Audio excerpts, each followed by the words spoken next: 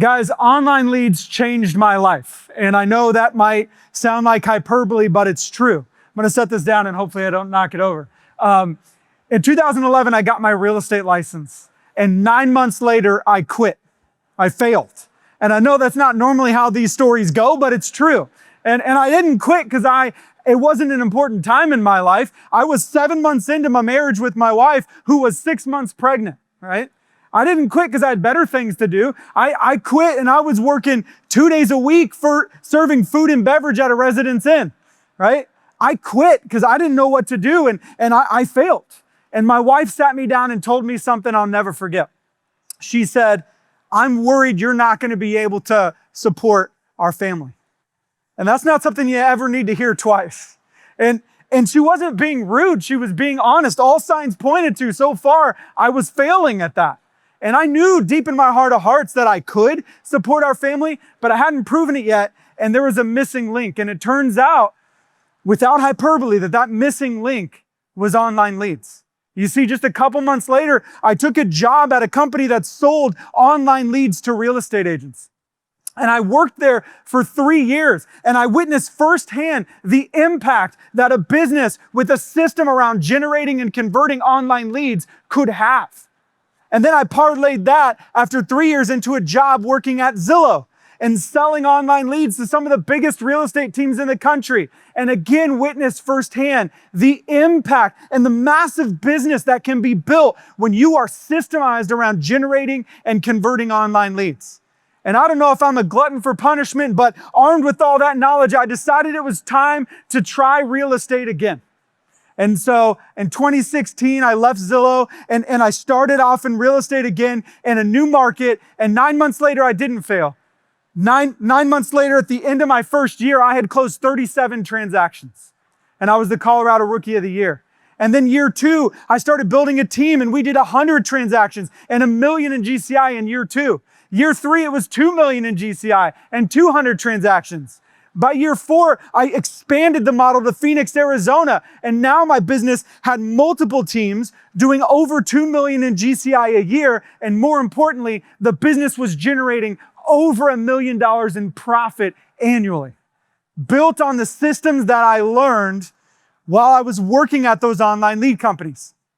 And so 4 years at online lead companies and 10 years running a team, I have built a 4-step system that any of you guys can use, less built, more learned, that any of you guys can use to make $1 million a year through online leads. And I'm going to share that 4-step system with you this morning, if that's all right with you. Now, I'm going to just give you one caveat here.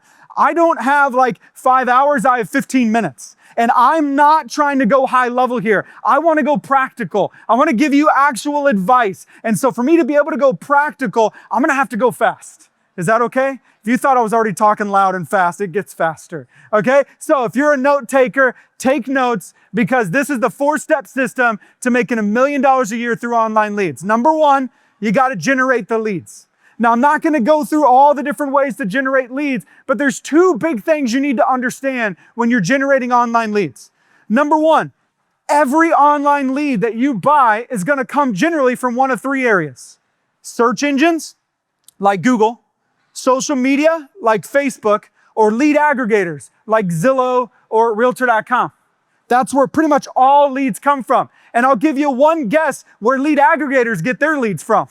Search engines and social media. So most everything online comes from search engine and social media. Why? Because that's where the eyeballs are, right? Now, as you're thinking about what online leads to buy, it's good to understand that most every online lead falls into one of 2 categories: high funnel leads or low funnel leads. And the reason it's important to understand this is because generally speaking, all high funnel leads have things that are true about them, and all low funnel leads have things that are true about them. And if you understand what's true of high funnel leads and what's true of low funnel leads, you'll know which leads are right for you and where to start. So let's talk about high funnel leads. Things that are always true about high funnel leads. They're further away from transacting. Think 9, 12 months or more on average from lead to closing. They're lower converting. Think 1 or 2% conversion rate on average. But on the flip side, they're better ROI, return on investment. Think 10 to 20 times ROI possible. And you have more control over the process. You control how much you spend and what the messaging is and when you stop. On the flip side of that, low funnel leads are basically the exact opposite in every way. They're closer to converting. Think more like 3 to 6 months on average. They're higher converting rates. Think more like 5 or 10 times ROI, right? Sorry, 5 to 10 times conversion rate.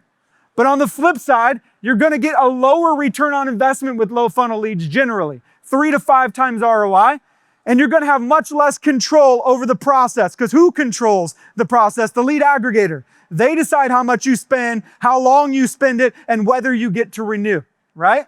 So generally, every lead you're going to buy is going to fall into one of these two categories. So you should ask me which one you should buy. And the answer is it depends. Depends on your situation. If you have a lot of time, a lot of energy, a lot of patience, and not a lot of money, I recommend starting with high funnel leads, like Facebook ads through command, Google PPC leads, something like that. If you have less time and maybe a healthier budget, low funnel leads could be a great place to start, like Realtor.com or something like that, right? But you got to generate the leads. Now, I'm not going to go deeper into generating the leads because I promise you that's the easy part. Any one of you can go build an ad in command and start generating leads tomorrow. Any one of you could call Realtor.com and buy some leads tomorrow. The hard part is step 2, converting the leads. So step 2 is converting the leads. I'm going to tell you 3 things about conversion: touch plan, conversations, and follow-up. First of all, getting a hold of a real estate lead is both an art and a science.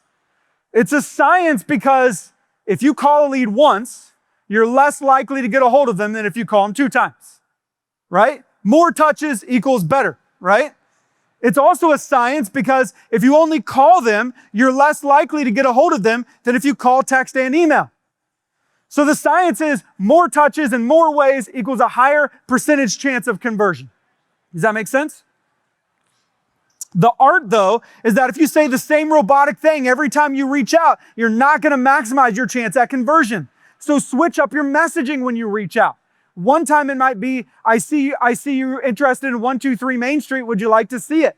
The next time it might be, have you talked with the lender yet? The next time it might be, would you like to grab coffee? You see, it's not just the number and types of touches that dictate your conversion rate. It's also the messaging. The message matters. So switch up the number and types of messaging. At Relevate, we do this all in what we call the Relevate 5x5.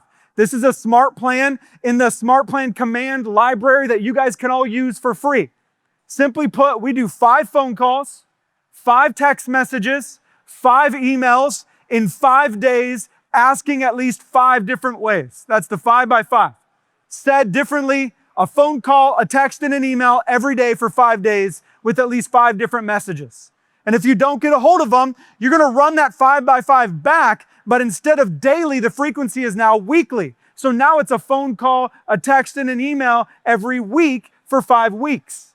At the end of 6 weeks, you've done 30 touches in 6 weeks with 10 different messages. That's a plan to maximize your conversion.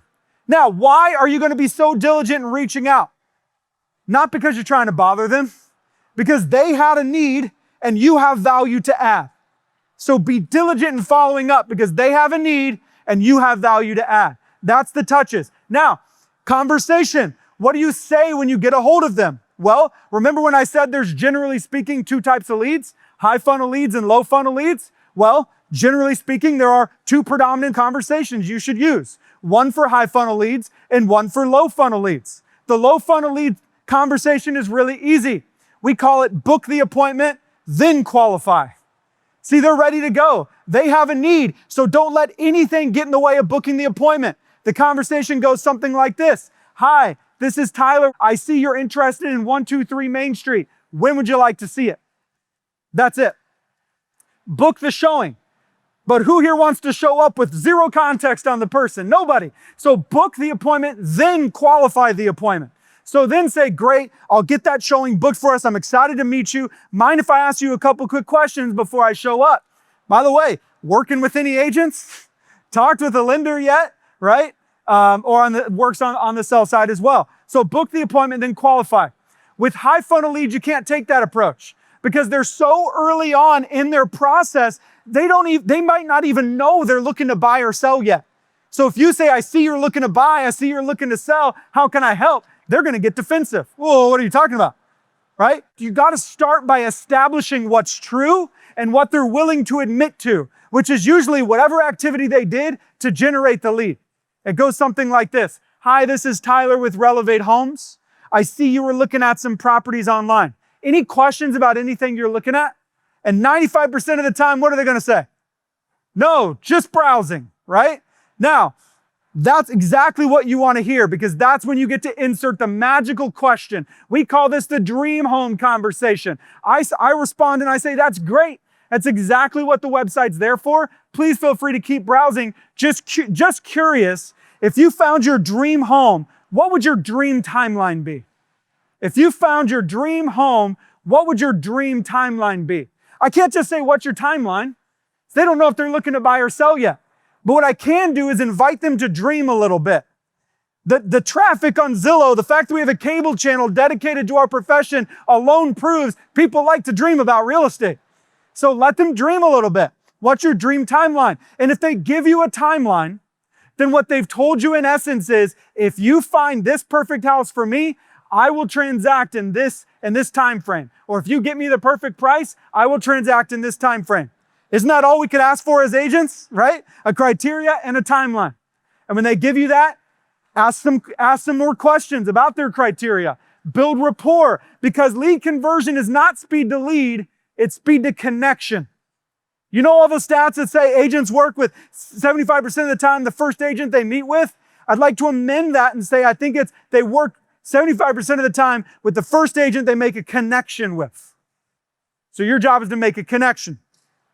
Finally, you're not going to book an appointment every time in that first conversation, and every appointment's not going to turn into business right away. So the third part of conversion is long-term follow-up. And if we're not adding value, quite frankly, we might be. A lot of us take the "are we there yet" approach to follow-up. Are you ready to buy? Are you ready to buy? Are you ready to buy? Right? Instead, when we add value as the form of our follow-up, two things happen. The client more readily responds to it because it's value to them in their situation, and we feel better about reaching out, and thus we stay more consistent in our follow-up. Add value. Don't overthink it. Value could be as simple as, hey, I found you at an open house, and I'm doing another open house this weekend. I'd love to see you there. Hey, I was actually looking at the homes I sent you. I know, shocker, I don't just send them out. I actually looked at them, and I found one I thought was good. Maybe we should take a look at it. Or, hey, my lender has this awesome new program. We should talk about it, right? Add value every week or two until they transact or until they tell you to stop. Sound good? That's lead conversion. You mind touches, you mind conversation, you mind long-term follow-up, you're going to maximize your conversion. But time and time again, generation and conversion, I have found, is not enough. Because time and time again, people fail at step 3. Step 3 is mindset. You need to have an online lead conversion, a 1 in 100 mindset. Here's what I mean by that. When you're converting online leads, I want you to imagine like you're sitting at a table and you're making a big pile of all the leads that are no, that are bad over here. And you're making a big pile of all the leads that are yeses, that are going to convert over here. Well, I said that conversion could be 1%, right? That's 1 in 100. And so when you're working through the leads, when you get to the point where you got 50 leads in this pile and 0 in this one, 70 leads in the bad pile and 0 in the good, 95 leads in the bad pile and 0 in the good, it's natural human nature to start questioning the process. It's natural human nature to say, I don't think this is working. I think these leads are crap. And what happens when you start believing that? It becomes a self-fulfilling prophecy. Because when you believe the leads are bad, you stop doing the 30 touches. You do the 2x1 Relevate plan, right? And then you stop following the conversations and you stop doing the long-term follow-up. And then the leads don't convert, not because they're crap, but because you stopped doing what you were supposed to. You got to have a 1 in 100 mindset. If 65% of the leads have bad contact info or don't answer, good. Focus on the 35% that do. Don't worry about the 65% that don't. If 90% of the leads you never have a good conversation with, good. Don't worry about the 90%. Focus on the 10% that you do have a good convo with. If you only meet with 5% of the leads, good. Don't focus on the 95%, focus on the 5. And if 2/3 of your meetings never turn out to be anything, fine, focus on the 1/3 that does. The 1 in 100 mindset helps you to be patient as you make sure the system works itself to completion, the 1 in 100 mindset. And finally, step 4, measure and scale. You see, if you want to make $1 million a year through online leads, it's not enough to just do 1 through 3. You got to measure so that you can scale. Measure everything about your online leads. How many leads are you getting? What is your cost per lead? How many appointments are you going on? How many agreements are you signing? How many closings are you having? Thus, what is your conversion rate and what's your ROI or your return on investment? You see, when you track the numbers of your business moves from correlation to causation. Instead of I do some activities and I get some closings and at best they're correlated, you move to causation. I know exactly how many leads I need to generate and how much money I need to spend to get one closing. And if you know how many leads you need to generate to get one closing, guess what you could do? You could double that lead flow and then see if 2 closings show up. And then if it does, double it again and see if 4 closings show up. Guys, it is that simple. Scale is that simple. Measure until you know what your numbers are. All the numbers I said are generalities, but magic is when you know your numbers, because then you can scale. Double your lead flow to double your closings, and eventually it's not going to work anymore. Eventually you're going to double your lead flow and the closings don't double. That's what we call returns to scale. And when that happens, take your exact marketing plan and move to the neighborhood right next door and keep going. Or move to the city right next door and keep going. Or try the other lead source you haven't tried yet in the same area and keep going. Measure to scale. Guys, this is the 4-step system. Online leads has changed my life. You see, I don't think my wife worries anymore about me being able to support the family because I've discovered the 4-step system through converting online leads. Hopefully this was helpful. I'll be over here afterwards to answer questions. Thanks so much for the time, guys.